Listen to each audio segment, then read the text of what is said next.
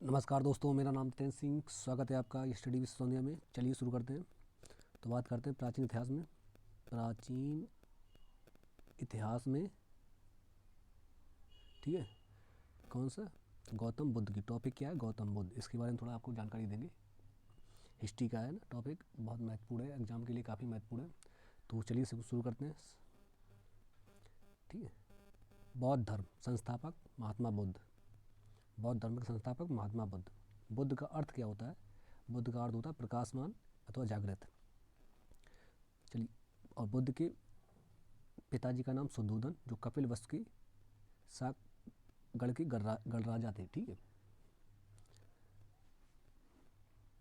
बुद्ध की राजधानी लुम्बिनी के समीप। बुद्ध का जन्म साको की राजधानी लुम्बिनी के समीप 563 ईसा पूर्व में, ठीक है। लुम्बिनी 563 ईसा पूर्व में हुआ इनके, किनका? गौतम बुद्ध का जन्म। इनकी माता जी का नाम महामाया कोयल गणराज की राजकुमारी थी, ठीक है। चलिए अगला पॉइंट देखते हैं। अगला पॉइंट क्या है? जन्म के 7वें वर्ष गौतम बुद्ध की माता की मृत्यु हो जाती है, जिसके पश्चात इनका पालन पोषण प्रजापति गौतमी ने किया। जो इनकी गौतम बुद्ध की मौसी है, प्रजापति गौतमी, ठीक है, थोड़ा याद रखना। इनका पालन पोषण प्रजापति गौतमी ने किया। गौतम बुद्ध के बचपन का नाम क्या था? सिद्धार्थ। गौतम बुद्ध के बचपन का नाम सिद्धार्थ था, ठीक है। चलिए अगला देखते हैं। गौतम बुद्ध परिचय देख लेते हैं। बुद्ध का जन्म 563 ईसा पूर्व। कहाँ पे? स्थान कहाँ है? नेपाल। कहाँ पर पड़ता है? लुम्बिनी। लुम्बिनी नेपाल में पड़ता है, ठीक है। बचपन में नाम इनका सिद्धार्थ था। गौतम बुद्ध के पिता का नाम शुद्धोधन, जो कपिल वस्तु के शाक के प्रधान थे, ठीक है। गौतम बुद्ध की माता का नाम महामाया, ठीक है। कहीं कहीं महादेवी भी कहा गया है। तो अलग अलग किताबों में अलग अलग सिस्टम दिया गया है, ठीक है। इनका पालन पोषण इनकी मौसी प्रजापति गौतमी ने किया है।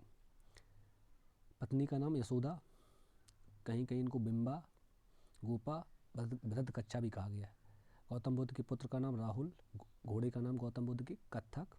इनका सारथी जो इनका मित्र था उस क्या था?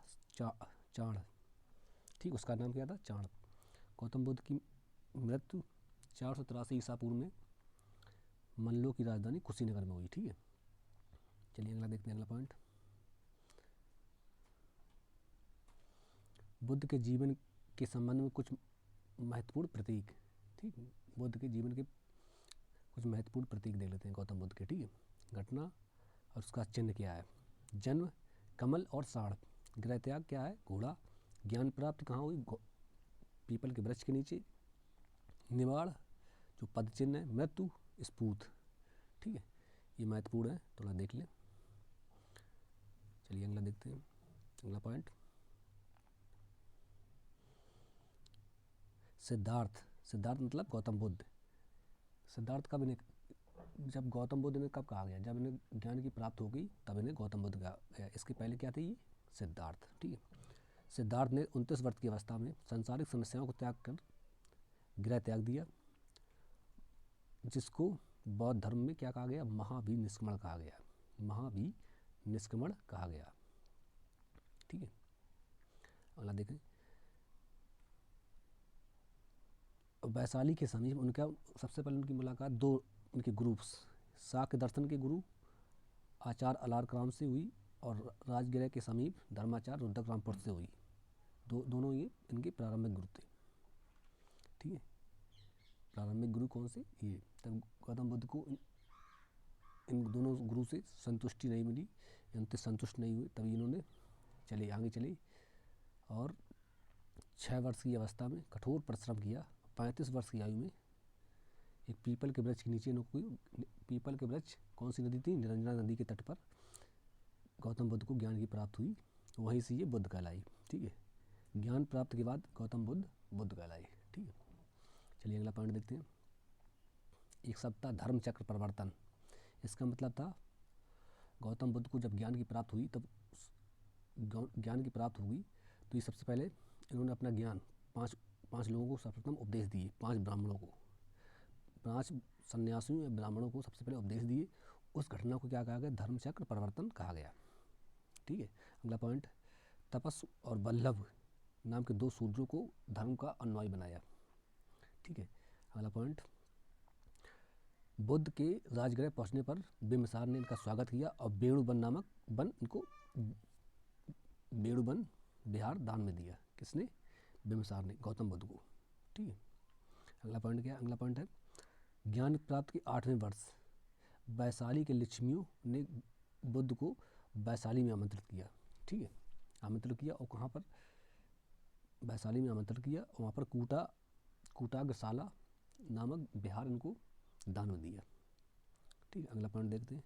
गौतम बुद्ध का एक शिष्य था जिसका नाम था आनंद। आनंद के कहने पर इन्होंने सबसे पहले महिलाओं को संघ में प्रवेश करने की अनुमति दी और प्रथम भिक्षुणी कौन बनी है? प्रजापति गौतमी, जो इनकी गौतम बुद्ध की कौन थी? माता। ठीक है, अगला पॉइंट देखते हैं। ज्ञान प्राप्त के 20वें वर्ष गौतम बुद्ध श्रावस्ती पहुँचे और वहाँ पर एक डाकू था, अंगुलमाल नामक एक डाकू था। उनको सबसे पहले क्या दिया? उसको दीक्षा दी, शिष्य बनाया। ठीक है, चलिए अगला पॉइंट देखते हैं। अगला पॉइंट क्या है? नोट देख लेते हैं। बुद्ध ने जीवन में सर्वाधिक उपदेश किस भाषा में दिए? कोयल राज की राजधानी श्रावस्ती में सबसे ज़्यादा बुद्ध ने जीवन के सर्वाधिक उपदेश कोयल राज की राजधानी श्रावस्ती में दिए। ठीक है, भाषा नहीं। ठीक है, राजधानी श्रावस्ती में सबसे ज़्यादा उपदेश दिए। और अंतिम उपदेश किसको दिया? सुभद्र को अंतिम उपदेश दिया। मगध को गौतम बुद्ध ने प्रचार का केंद्र बनाया। ठीक है, एक शब्द है महापरिनिर्वाण। ये थोड़ा धर्मचक्र परिवर्तन, महापरिनिर्वाण और एक वो था। ये तीनों शब्द कभी कभी एग्जाम में पूछ देते हैं कि महापरिनिर्वाण क्या है, तो उसको 4 ऑप्शन दिए जाएंगे। ठीक है, तो अगला पॉइंट देखते हैं। गौतम बुद्ध जीवन के अंतिम दिन हृदयवती नदी पर शिष्य चुंद के यहाँ सूकर माधव भोज खाकर अतिसार रोग से पीड़ित हो गए, जिससे इनकी 483 ईसा पूर्व में 80 वर्ष की अवस्था में इनकी मृत्यु हो गई। उस घटना को महापरिनिर्वाण कहा गया। ठीक है, महापरिनिर्वाण। अगला पॉइंट, मृत्यु के पूर्व कुशीनगर में सुभद्र को अंतिम उपदेश दिया। ठीक है, चलिए अगला पॉइंट देखते हैं। अगला पॉइंट क्या है? महापरिनिर्वाण के बाद गौतम बुद्ध के अवशेषों को या अस्थियों को 8 भागों में डिवाइस किया गया। वहाँ पर स्तूप बनाए गए। ठीक है, जैसे मगध, वैशाली, कपिलवस्तु, ठीक है, पावार, कुशीनारा, यहाँ पर 8 भागों में डिवाइड करके वहाँ पर स्तूप बनाए गए। ठीक है, अगला पॉइंट देखते हैं। गौतम बुद्ध की शिक्षाएं। बुद्ध ने आम जनता की भाषा क्या थी? पाली भाषा थी। ठीक है, पाली भाषा थी। आम जनमानस की भाषा पाली भाषा।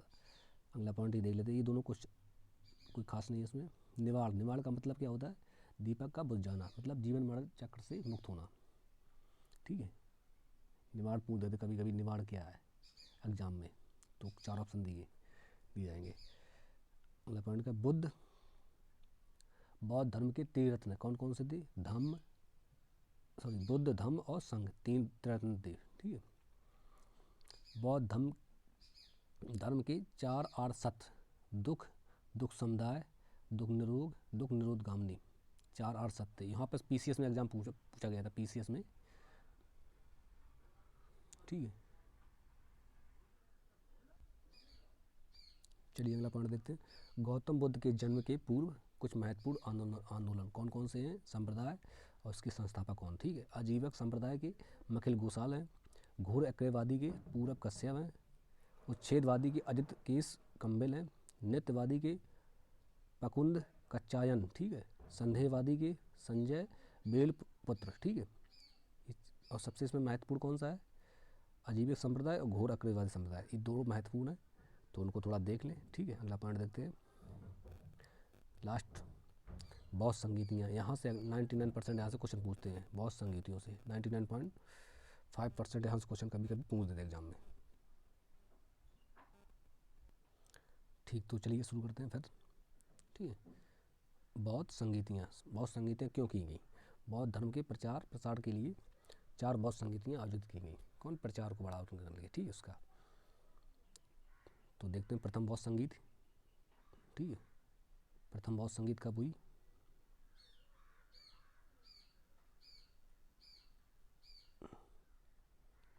प्रथम बौद्ध संगीत कहाँ स्थान? राजगृह में हुई, अवधि, 483 ईसा पूर्व में, शासनकाल अजातशत्रु का, महाकश्यप इसके अध्यक्ष थे। इसका कार्य क्यों हुई?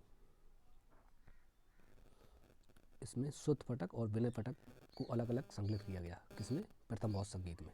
द्वितीय बौद्ध संगीत वैशाली में हुई, 383 ईसा पूर्व में, शासनकाल कालाशोक का, अध्यक्ष शावक मीर, ठीक है।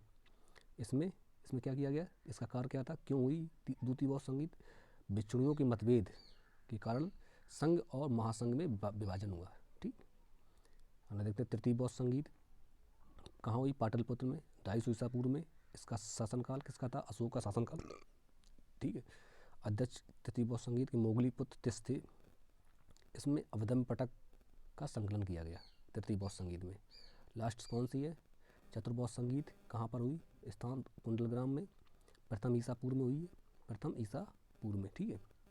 किसके काल में? शासनकाल में, कनिष्क के शासनकाल में हुई, ठीक है। और इसके अध्यक्ष कौन थे? चतुर्बौद्ध संगीत के वसुमित्र थे। इसमें हीनयान महायान दो संप्रदाय बटे गए, हीनयान और महायान में इसका विभाजन हुआ, ठीक है। तो चलिए लास्ट देखते हैं। यहाँ से एक नोट है, ये नोट पॉइंट, ठीक है, नोट देख लेते हैं। बुद्ध की प्रथम मूर्ति किस मथुरा कला शैली की बनी है? प्रथम मूर्ति, ठीक। और सर्वाधिक मूर्तियाँ गंधार कला शैली की बनी है, ठीक। गौतम बुद्ध की सर्वाधिक मूर्तियाँ गंधार की और प्रथम मूर्ति मथुरा कला शैली की, ठीक है। तो वीडियो अच्छा लगे लाइक शेयर सब्सक्राइब जरूर करें। जय हिंद। अगला वीडियो आपको गौतम बुद्ध तो पढ़ा दिया, इसके बाद आपको बताएंगे जैन धर्म, पूरा जैन धर्म बताएंगे। इसमें पूरा गौतम बुद्ध बता दिया, इससे ज़्यादा नहीं जाएगा बाहर एग्जाम के लिए।